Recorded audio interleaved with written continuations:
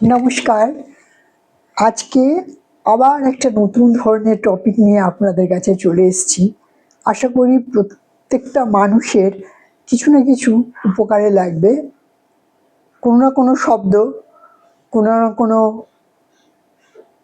Sentence, যেটা আমরা অনেক সময় ভেবে উঠতে পারি না, কারোর মুখে শুনলে, ভ্যালিডেশন পেলে মনে হয় যে না, ঠিকই ভাবছি, ঠিকই করছি, ভুল কিছু করছি না। আমরা একটা ভালো শাড়ি পরলে কাউকে জিজ্ঞাসা করি, এই কেমন লাগছে, আমাকে ভালো লাগছে? নিজে কিন্তু আয়নায় দেখেছি ভালোই লাগছে, সুন্দর লাগছে, মিষ্টি লাগছে দেখতে, কিন্তু তাও আমরা ভ্যালিডেশন চাই, যে কেউ আমাদেরকে বলুক যে হ্যাঁ ভালো লাগছে, শাড়িটা পরে খুব মানিয়েছে, খুব সুন্দর লাগছে। এটা একটা নর্মাল, ন্যাচারাল, স্বাভাবিক মানুষের আচরণ। এ তো গেল নর্মাল ন্যাচারাল মানুষের একটা প্রবৃত্তির উদাহরণ। সেই রকম আমরা অনেক সময় অনেক কিছু দেখি, দেখে চোখ বন্ধ করে বসে থাকি, মনে হয় কি চোখ বন্ধ করে বসে আছি, কি মহান, হ্যাঁ মহান দেশের মহান নাগরিক, এবং আমার সংসারে আমি খুব মহান, চুপচাপ আমি সব কিছু মেনে নিচ্ছি, মানিয়ে নিচ্ছি, সহ্য করছি, আমার মতো মহান ব্যক্তি দুনিয়ায় কেউ নেই।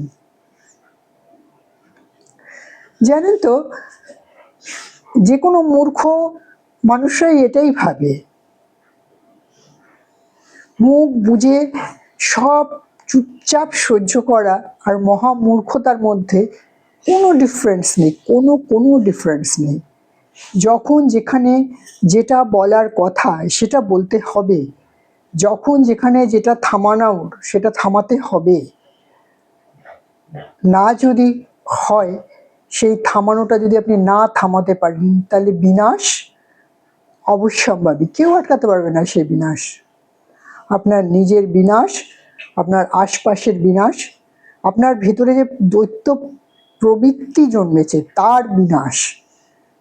সেই বিনাশ যদি করতে হয় তাহলে সময় মতো, সঠিক সময়, সঠিক কথাটা সঠিক জায়গায় বলতেই হবে। সেটা যদি একটু তেতোও হয় তাও বলতে হবে।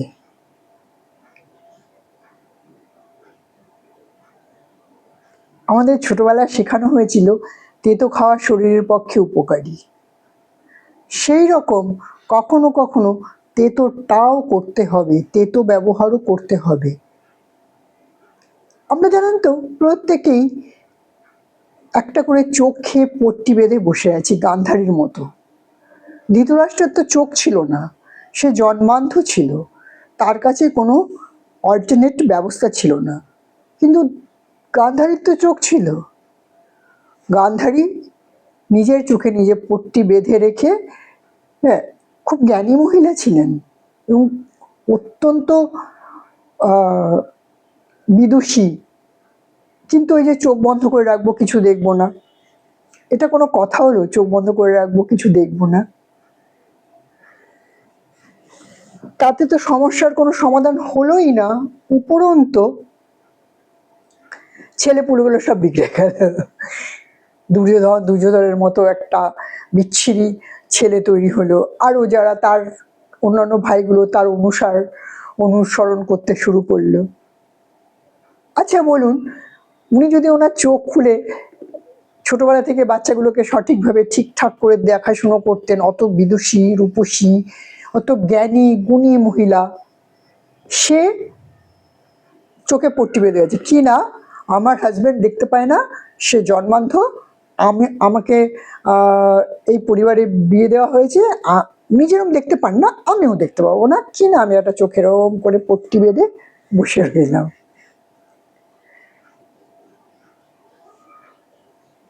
আমি জানি না গান্ধারী সত্যি ছিল কি ছিল না, কিন্তু গল্পটা তো আছে, মহাভারতের এই গল্পটা রয়েছে। এই যে পট্টি বাঁধা গান্ধারী, প্রত্যেকটা সংসারে একটা করে পট্টি বাঁধা গান্ধারী আছে, এবং আমরা প্রত্যেকেই কোনো না কোনো সময় গান্ধারীর কিরদার এ অভিনয় করি, সবকিছু দেখছি চোখে পট্টি বেঁধে বসে থাকি, কি না কিছু দেখবো না, কিছু শুনবো না, নিজের বিষয়ে নিজে কোনো ডিসিশন নেব না।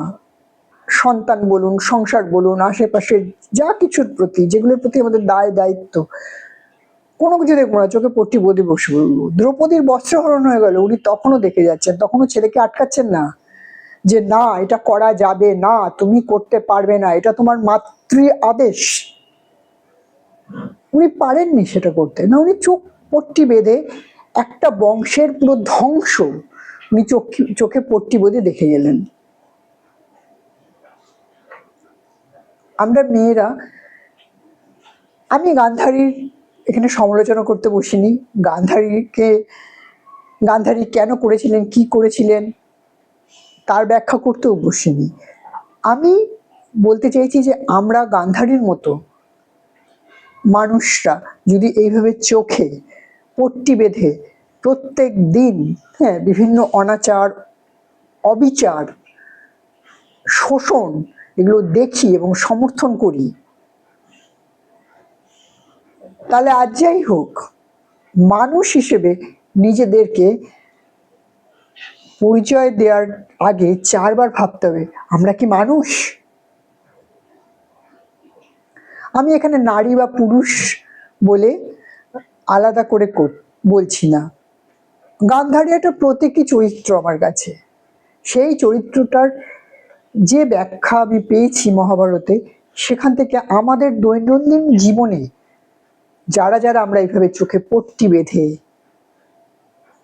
থাকি তাদের জন্য এই প্রচেষ্টা আমার, যে চোখে পট্টি খোলার সময় এসে গেছে, চোখের পট্টি খুলতে হবে এবং আগে এগিয়ে যেতে হবে। হ্যাঁ, কারোর সর্বনাশ চেয়ে নয়, নিজের ভালো, তার সাথে জগতের ভালো, আমার ভালো, তোমার ভালো, সকলের ভালো। নিজের উত্থান আমি চাই, তার জন্য কাউকে নিচু করে নয়। আমার উত্থান আমারই, অন্য কারোর কথা চিন্তা করার সময় নেই। শুধু অন্যের জন্য কি চিন্তা করার সময় আছে, যে সকলের মঙ্গল হোক, ইন্ডিভিজুয়াল না, প্রত্যেকটা মানুষের মঙ্গল হোক, সেই কামনা আমরা করতে পারি ইচ অ্যান্ড এভরি ডে। নিজের জন্য যখন 2 মিনিট সময় বার করে ঈশ্বরের কাছে প্রার্থনা করি, ভগবান আমার ভালো করো, আমার এই করো, ওই করো, সেই করো, সেই সময় জগতে সকলের জন্য এইটুকু আমরা প্রার্থনা করতে পারি।